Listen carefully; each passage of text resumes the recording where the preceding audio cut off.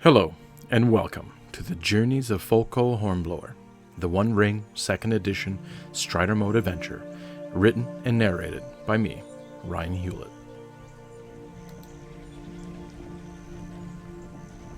Book 3, Chapter 4.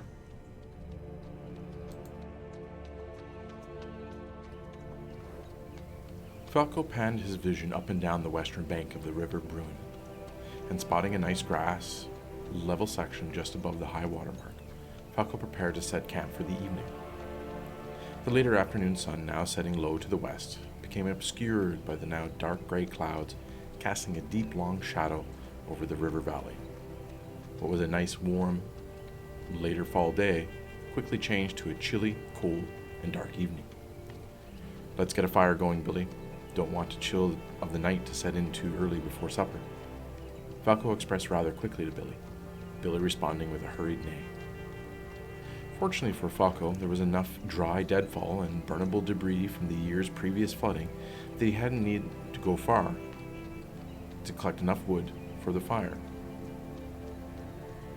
Setting the pile he now placed within a circle of rocks, soon a roaring fire and the subtle glow of red and orange illuminated the riverbank. Folco prepared for supper, and Billy, standing like a loyal sentry on guard, minding to the grasses nearby. Folco prepared a light supper. The elves hadn't given him much in regards to meats for his journey, mostly root vegetables and elven bread. It was good, mind you, and even after a few bites from it, he felt a little fuller. But it did not do much to lift one's inner spirits like a nice piece of bacon, sausage, with some fried onions and tasty potatoes. Sure, he had the potatoes and thoroughly enjoyed them, but longed for the kitchen table, a full plate, and a tankard of ale. The inner reflection of home was broken up by the sound of the skies opening up with a deluge of rain, and although the area that Folco set camp was nice and flat, and up from the river, it provided little cover from the rain, now falling without stopping.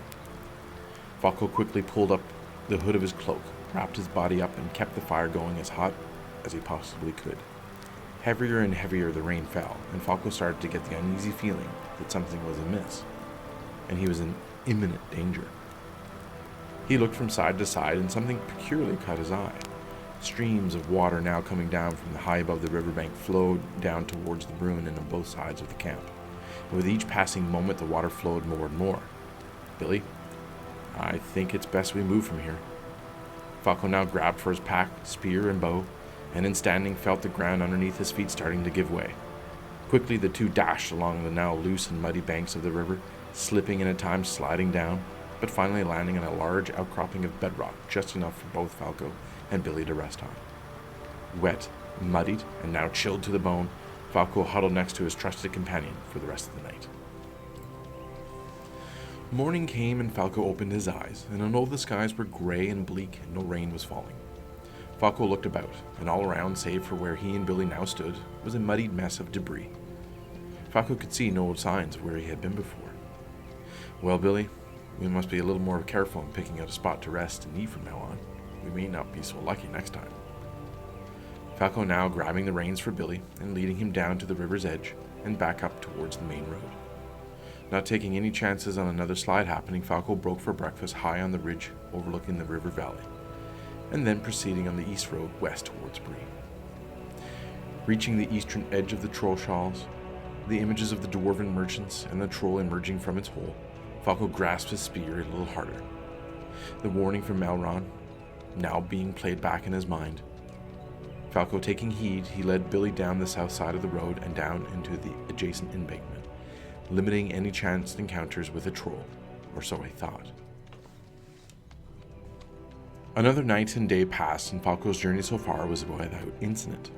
The great east road was blanketed by the Trollshaws with its craggy rocks and old dark trees to the north, and to the south, similar looking trees and rocks, but a gradual thinning of the forest and then into rolling hills of wild grasses and brushes.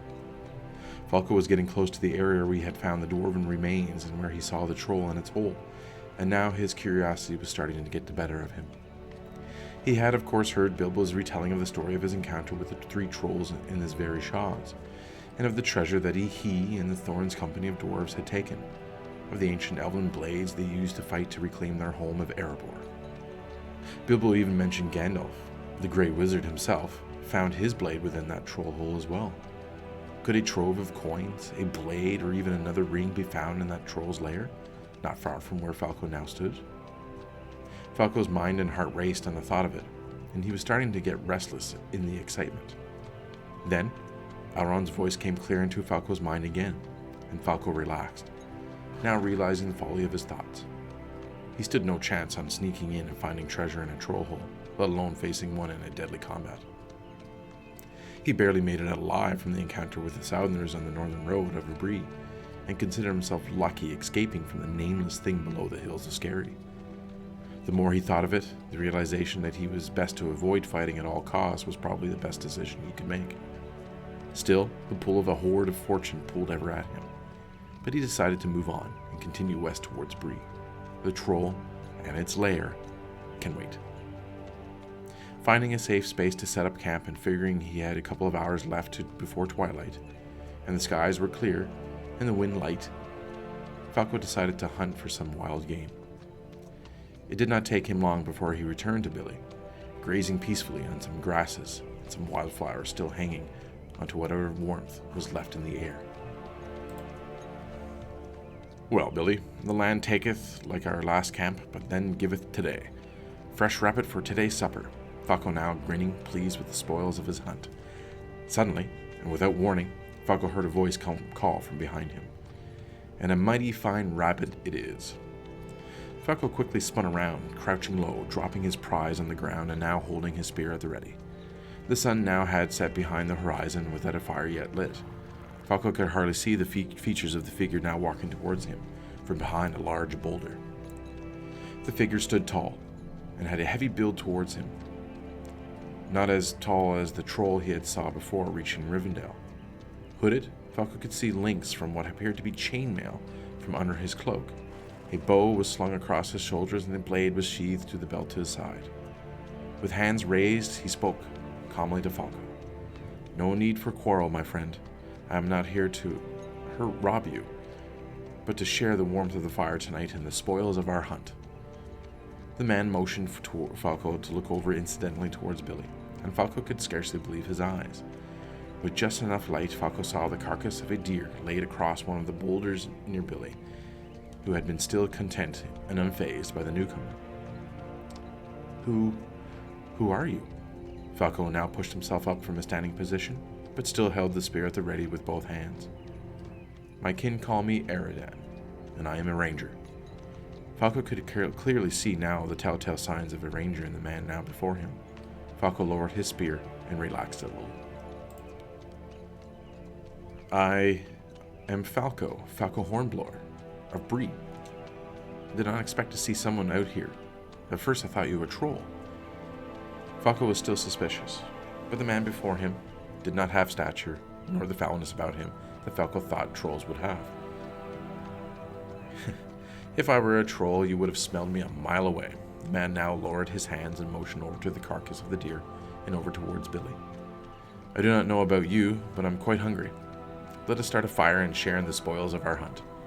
We are safe here. No trolls will be bothering you this night." Folco now lowered his spear. "Well, that is good, because the last one I saw, and what it did, I shudder to think of it now." Folco now relieved that no fight was to occur this night. His stomach growled, and he was reminded now that he was real hungry, and so wanted some freshly roasted meat over the fire. "I guess we should start a fire then, right? Ah, over here. I cleared out a spot where I was going to start one. My, that is one fine deer you snagged. And here look at me thinking the rabbit was good. Well, it is, but deer, very fine indeed." Folco now ranted on. "Yes, well, I was lucky to happen on it. I would be just as happy with your spoil as I would with mine. I'm just glad that I could share it. Come, let's get the fire roaring and this meat cooked. It'll be a cool night tonight." Eridan, now working on setting up the fire and spit to roast the venison from the deer and the rabbit, while Folco gathered wood for the fire. Not long after, a fire illuminated the camp and both Folco and Eridan prepared the meat. "So, you were from Bree, not of the Shire?" Arodan now asked of Folco. Folco, now skewered the skinned and prepared rabbit, responded, "That is correct. My family has been living in Upper Bree Hill for generations, probably even before my fellow Shirekin crossed the Brandywine. And you know, where do you call home?" Falco now placed the spit over the fire, rotating it ever so often as not to burn the meat. Arodan looked all around, and then to Falco. "Out here, in the wilds of the land, this is home." Falco noticed a slight smile come across Arodan's face. "Yes, well, you rangers are a solitary bunch. But I do say it'd be great traveling the road. All this fresh air has been wonderful." Falco now looking up to the sky and stars above. "Now what would a small halfling such as yourself and his pony be doing so far from home?" Arodan now gave Falco an inquisitive look. Falco didn't know how to respond. He didn't want to let on that he was just in Rivendell, or in some direction from Bilbo. Falco eyed Arodan closely, but couldn't sense any ill intent in Arodan's actions, or demeanor for that matter. If there were any intent from Arodan, he for surely would have surprised him when he returned from catching the rabbit, or waited until he was asleep to do harm, Falco thought at least. "Well, you see, I always wanted to find Rivendell, the place of the elves, and I was told how wonderful a place it was. Mother said I was foolish to go, but she couldn't stop me, she said, so off I went." Falco now chuckled and smiled. "And did you find Rivendell?" Arodan now setting his prepared meat of deer on a spit and over the fire. "Well, I would like to say I had, but I searched high and low the land past the river. Bruinen, it's called, right? But Rivendell eludes me, and with winter soon upon us, I figured it was best to head back to Bree. I did find." Falco paused, the images of the fallen dwarves and the troll now clear in his mind. "Find what?" Arodan asked of Falco. "A most horrific sight. You see, not far from here, back east in fact, just off the road, I found some dwarves, all their arms and legs just ripped from their bodies." Falco again paused, and he held back the urge to vomit from his stomach. The thought of the bodies and the smell of the troll from memory now seemingly all about him. "You see, Arodan, I came upon a troll after following a path from the dwarven campsite. Fortunately, I wasn't seen by the troll as it climbed out of its horrid hole, but those poor dwarves, nothing was left, just their limbless bodies and head." Arodan now intensely looked at Falco and then peered off into the east. "When you set off the road, was it to the south or to the north? The Trollshaws?" Falco looked at Arodan. "North. I came back to where Billy, my pony, was resting and then led him over the embankment onto the south of the road and down a ways eastward from that troll hole. I figured it was best to get as far away as possible, lest I be torn limb from limb." Arodan now tended to the roasting meat. "There has been some worry in these parts for some time. Trolls inching closer and closer to the road. And yes, very prudent of you to leave the troll be. Now, tell me everything you know about the troll and where." Falco now knew Arodan was serious. He could sense with him a protectionist spirit, not of himself, but of the land around. As far as Falco knew, rangers venture far into the wilds, protectors of the woods. The animals and the land's protection from foul creatures. At least that's the stories Falco's grandfather had told him. Normal Breenlanders figure them as outcasts, as vagabonds, never-do-wells. But Falco always wondered what they saw out here in the wilds, what experiences they met, what they did all the time. After Tursdan saved Falco's life, and now Arodan. Sitting across the fire, Falco knew the rangers were of noble, honorable hearts and good intents. Folco told him everything about that night seeing the troll. Arodan held on to Falco's every word. "In the morning, show me. If this troll has a hole so near to the road, it will not be safe for anyone traveling on it. We leave at dawn." Arodan tended to the meat, and once complete, later in the evening, the hobbit and ranger feasted on the freshly cooked meat of deer and rabbit, and swapped stories of this and other hunts. Falco was awakened by Arodan, now nudging at his shoulder. The air was damp and cool, a light mist blanketed the land. A small fire, which Arodan had said earlier, as he was preparing more meat for the day ahead. Billy neighed and fed on some nearby grasses, and Folco wagered they were about an hour west of the dwarven camp in Trollhole. Eridan, standing eating some meat, looked to Folco. "Leave what you can. We travel quiet and light. Your pony is safe here, and no harm will come of him." He turned away, now bending, testing his bow, checked his longsword, and then ensured his mail, gloves, and boots were tight. Folco looked, and realizing now that he wore under his cloak a suit of ringed mail. He hadn't seen rangers with such armor before, tending to stick with just leathers or hides, or at least that's what Folco thought. "I have never seen a ranger wear that before," Folco now pointed to Eridan's chest. Eridan smiled, still tightening some more straps and the belt around his waist. "No, not usually, but I'm not your usual ranger. Come, we have a troll to hunt." Folco now looked perplexedly at Eridan. "Hunt? You never said anything about hunting a troll." Eridan stood now before Folco, an intimidating force if Folco ever saw one. "That troll must be taken care of, or I'm afraid those won't be the only dwarves or men or other people to find the same fate." Folco, now standing, brushing away the crumbs of his breakfast, proceeded in haste to gather his gear and his courage about him. He tested his bow, checked his spear, and looking back at Barrelak's hunting knife as he set it in its sheath and onto his belt. Folco took in a deep breath and nodded to Eridan that he was ready. Off the two unlikely of hunters went, Billy now standing by himself as he quietly neighed as Folco and Eridan went off into the mist and out of sight.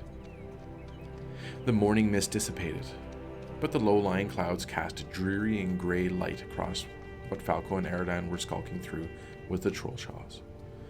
Folco had led Eridan past the dwarven encampment, and after only stopping briefly to check out for any signs of recent tracks or disturbances, they proceeded up the trail Folco followed previously to the troll hole. Folco and Eridan pressed forward, and despite it being day, they still maintained as quiet a presence as possible, for although the troll tended to stick with their own, orcs and other creatures may be nearby, and in wait. They reached the troll entrance, first smelling the foul stench from the cavern into the rock, and then seeing the hastily discarded rock and wood surrounding the whole entrance. Folco and Eridan now lay behind some brush, side by side, careful not to make it much more noise than they already had. "Now we wait. We wait until dusk. I'll set up closer to the hole itself. You stay here and guard our way back. Once that beast climbs out of its hole, we strike first with our bows, and then close in. Be true to aim, Folco. We need to knock this troll down hard and fast. They may be tough as stone, but they're not invincible." And with that, Eridan went off to the other side of the cave entrance, and if it were not for Folco watching him closely and setting place, he for sure would not have been able to see him or pick him out from under the brush. Folco hoped he was hidden as Eridan. As the hours passed, Folco kept careful watch to the hole and the surrounding area, the place eerily quiet and devoid of any bird or other forest creatures. The wind would sometimes blow past, and as it did, the foul stench of the troll hole would cause Folco to urge, but fortunately Folco kept the contents of his stomach down. He rationed what he could, too afraid to move, and too afraid that another whiff of troll smell would cause him to wrench and vomit. Either way, he was focused on the task before them. The light of the day now dimmed, and dusk was upon the hobbit and the ranger of the north. Moments passed. The forest and hillside found themselves on the were dead silent. Suddenly, a large creaking and scraping of the wood against rock was heard within the cave. Folco remembered the sounds previously, and knew the troll was opening its hole to the outside, and was soon to be visible. A few grunts from inside, and the troll lumbered itself up and out of the ledge, looking around, sniffing, its large wooden club resting on the rock floor in its left hand. It continued to sniff and pan back and forth, first looking over the Folco's direction for a moment, and then suddenly it shifted its gaze over towards Eridan's location. "Oi, who goes there? Smell your foul stench I can." As it now picked up a large rock by its feet and flung it towards Eridan. Eridan barely jumped out of its way as the rock landed in a huge crash and breaking of wood and rock. Folco now leapt from his crouched position, knocked an arrow and aimed it true to the back of the troll, now facing towards Eridan's position. The arrow flew true and struck deep into the upper back, dead center into its spine. The troll let out an ungodly howl and cry in pain as the arrow, to Falco's surprise, dug deep into its toughened skin.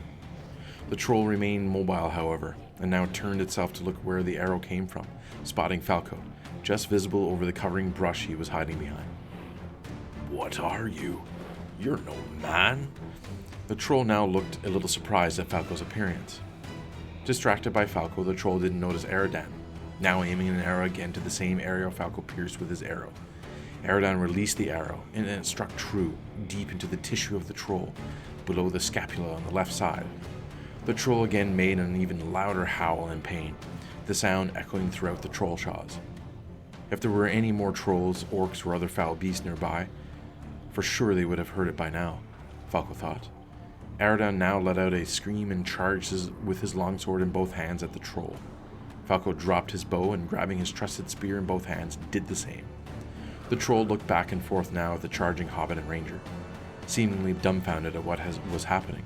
It now swung its heavy club up, but had yet to make a move to either Falco or Eridan. Falco closed the gap fast to the troll, digging the spearhead deep into its right thigh. The troll now jolted back with the pain. Eridan, charging full speed into the troll, sliced at the same leg, causing a gash to the back of it, the leg now buckling under the troll's immense weight. The troll let out another loud yell as it now, intent on striking hard at Falco, swung the heavy wooden club down and hitting Falco right into the midsection. Falco flew through the air, landing hard against the wall of the rock outside the troll cave, the air in his lungs now forced out by the impact of both the club and the hitting of the wall. Falco now lay dazed and his vision faded, but the rush of battle and survival came coursing through his mind and body. It was fight or die. Falco shook off the daze and, still grasping his spear, engaged with the troll once more, a little less recklessly, of course. All the while, the troll had turned its sight towards Eridan, who boldly stood his ground, toe-to-toe with the troll. Eridan rolled out of the way as the troll lumbered to slam down with his fist on Eridan, the strike to its back shoulder seemingly causing it to issue in doing so. The troll's huge forearm, now exposed, gave Eridan the opportunity to strike hard with his longsword, again causing a slash into the tough skin of the troll, but still the troll continued to fight. Falco, now seeing an opening, lunged forward with his spear, but whether it was the weakened strength from the previous blow or the tough skin of the troll, the head of the spear failed to make its mark. The troll now stood back, lifting and swinging the heavy club with its right hand towards Eridan, anticipating the oncoming attack and ducking out of its way. But before Eridan gained position, the troll left hand came crashing down upon the ranger's back, knocking him towards and against the adjacent wall of the stone hillside. Eridan quickly regained his composure and lunged forward, driving his longsword up and into its upper abdomen, deep into its inner chest wall. The troll let out a horrifying cry of pain, which echoed further throughout the surrounding trees and hills. It pulled and stumbled back, almost falling over and onto Folco, who, by the time it happened, shifted back and to the side against the side of the hill, near the troll's cave entrance. Folco for sure thought this was the killing blow, but the words of Eridan now came across his mind. They are tough as rocks of the mountain. And he now saw it so. The troll took in a deep breath and then proceeded to let out a loud, booming yell. And if it wasn't completely angered now, that last blow surely made it so. The troll now looked at Eridan with contempt, its eyes fixed on the ranger, and it lurched forward, both hands now grasping onto the heavy wooden club, intent on squashing the man before him into the rock. Falco quickly sprang forth the wall of rock and, not knowing if it would work, set his spear between two rocks, and as the troll stepped towards Eridan, it tripped, falling headfirst into the rock of the hillside. Falco scarcely could believe that it worked. Eridan, now seeing the troll, face first into the rock and laying prone, dug and drove his blade deep into the exposed back of the stone troll's head. The troll's arms, legs, and body twitched violently as Eridan pushed it deeper and deeper until it was through into the rock on the ground. Falco scarcely believed what he just saw and experienced, and as Eridan looked to the hobbit, he pulled the blade from the now lifeless troll. Falco's face was now one of amazement of what just transpired, as well as horror about what could have been. Eridan, as he was wiping off his blade with the bottom of his cloak, walked over and patted Folco on the shoulder. "Well fought, my friend. Stout and tough hobbits are. How's your chest?" Eridan now looking over Folco, looking for signs of obvious wounds. Folco shook his head, turning his gaze from the troll up to Eridan. "I've seen better days," Folco said quietly. "What do we do now?" Eridan looked back at the troll, then walked over to its hole. "Well, I'm not one to leave a troll unexplored, but considering evening is upon us, and any orc or beast for miles around knows something is here, we best make our way back to camp. We'll return in the morrow. Come, let us get back to the road while there is still some light left to see." Folco, now being led by Eridan, returned back to the camp. Billy as content as he was when he left earlier that morning. Unlike the misty, dull, and dreary day from previous, the morning was met bright and sun and relative warmth. Folco and Eridan proceeded to the troll hole, and by mid-morning they were there, with no obvious signs of any further visitations by another troll, orc, or any other foul beast. The stench of the troll and its lair remained the same, Eridan advising it would take a while before the foulness is removed by the winds and washed away by the rains. The hobbit and ranger, now with torch in hand, walked down into the troll hole. Folco covered his mouth with a handkerchief, barely being able to keep his breakfast in his stomach, as the feeling to urge was stronger than ever before. To Folco, Eridan seemed unfazed. A small maze of natural and carved tunnels and openings made up the troll's hole.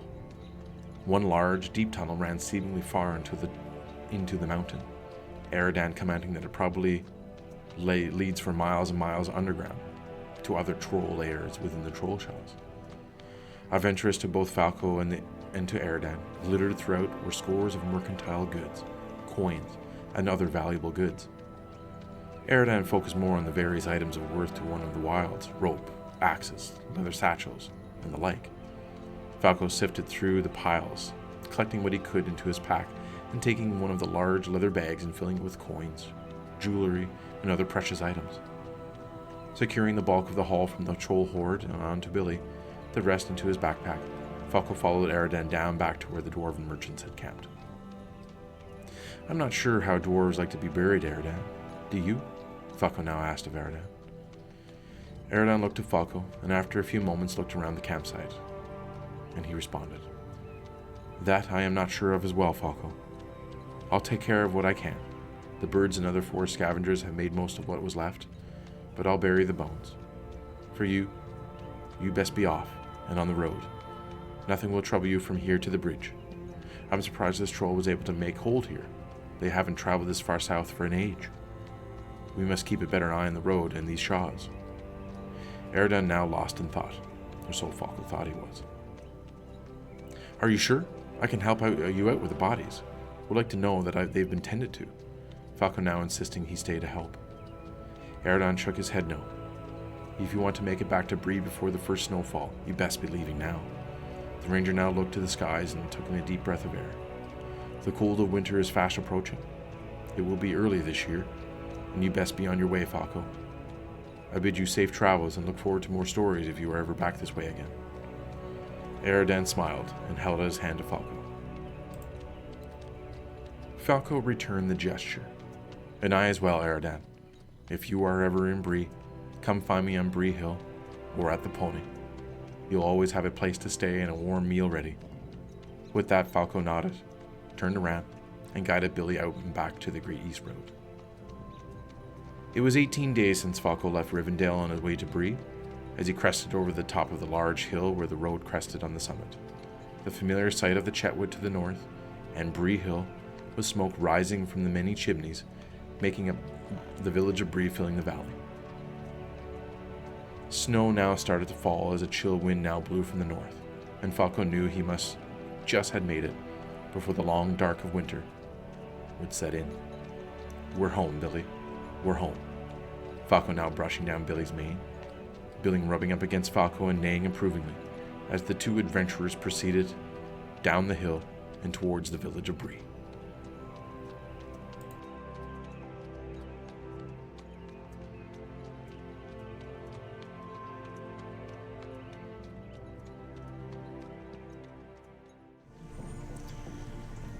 We will continue the journeys of Folco Hornblower next time. If you like the story and the content I'm creating, please like, comment, share, and subscribe. Also, check out my other videos called Riddles in the Dark, where I attempt to review and describe the rules of the One Ring RPG for new and experienced players alike. And check out my Substack, a companion to this YouTube channel, where I'll be posting various behind-the-scenes information about the campaign, session notes, and other items related to the game. You can find the link in the video description below. Thank you for watching. Cheers.